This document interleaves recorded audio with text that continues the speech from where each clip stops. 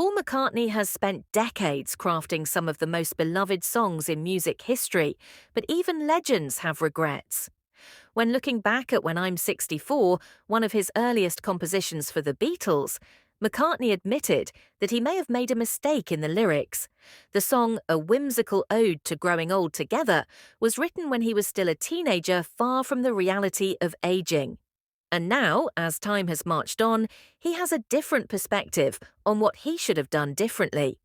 When I'm 64 first appeared on Sgt. Pepper's Lonely Hearts Club Band in 1967, but McCartney originally wrote it in his late teens, inspired by the jazz and music hall style that his father loved.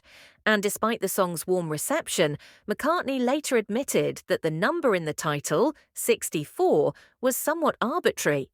In an interview with the Los Angeles Times in 2006, McCartney suggested that he should have chosen a slightly older age. "It was really an arbitrary number when I wrote the song. I probably should have called it When I'm 65, which is the retirement age in England," he said. "And the rhyme would have been easy something alive when I'm 65. So why didn't he change it? Simple, he felt When I'm 64 had a better ring to it. But it felt too predictable, he explained. It sounded better to say 64.